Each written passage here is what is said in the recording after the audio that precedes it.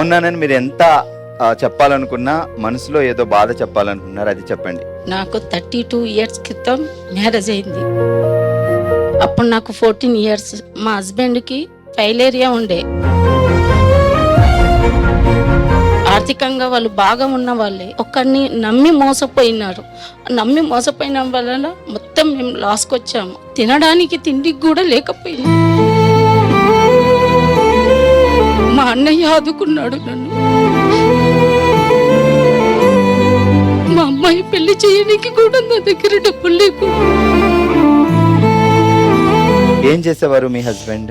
మేము చీటీ చేస్తుంటే దాదాపుగా 3 కోట్ల ఆస్తి ఉండే. మీ పెళ్ళైన దగ్గర నుంచి ఇదే పని? మాకు ఇదే పని. మాకు కిరణ్ షాప్ ఉండే. మీకు ఒక్క అమ్మాయి అమ్మ? ఆ అబ్బాయి అమ్మాయి చదువుకోలేకపోయారు. మా అబ్బాయి సిపిటి చేసిండు. కాకపోతే ఫైనాన్స్ ప్రాబ్లం వలన క్యాటరింగ్ లోకి దిగాడు మా అబ్బాయి.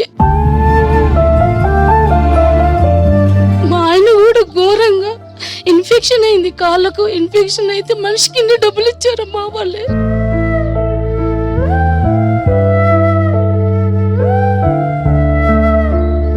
ఇన్ఫెక్షన్ బాగా పెరిగింది, చనిపోయాడు. ఈ ప్రాబ్లమ్స్ లోనే ఆయన చనిపోయారు. ఎదుగుదలను చూసి కింద పడేసరికి ఏ వ్యక్తి తట్టుకోలేకపోతాడు. కామారెడ్డిలో హోటల్ ఉంది, మేము అన్ని చేసాం. క్యాటరింగ్ హోటల్ పెట్టి మీ అబ్బాయి దానికి చూసుకుంటూ అలా ఇంటిని నెట్టుకొచ్చారు. మిమ్మల్ని మోసం చేసిన వ్యక్తి మీకు ఇప్పుడు కనిపిస్తున్నాడా, లేకపోతే అతను అసలు గాయమైపోయాడా? లేడు. అతను ఎక్కడున్నాడో తెలియదు.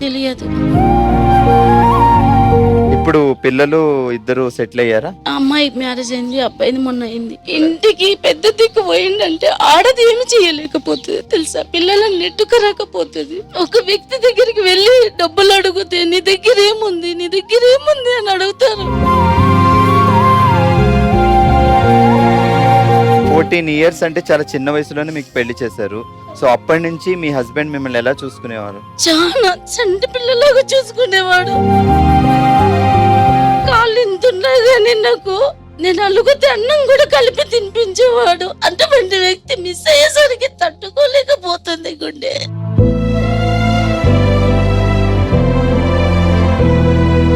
ఒక మన కుటుంబం అనుకొని ఈ జెమినీ ఫ్యామిలీకి వచ్చి ఇలా అందరం ఒక ఫ్యామిలీ అనుకొని మీ మనసులో బాధ చెప్పారు. మీ పుట్టింటికి వచ్చి మీ తమ్ముడి దగ్గరకు వచ్చినట్టు. పుట్టింటి నుంచి ఆడబడుచు ఎప్పుడు ఒట్టి చేతులతో వెళ్ళకూడదు, హ్యాపీగానే వెళ్ళాలి. సో ఈ కానుక మీ బాధ తీరుతుందని కాదు కానీ ఒక కానుకగా మీరు హ్యాపీగా వెళ్ళాలనే ఉద్దేశంతో తీసుకోండి మా.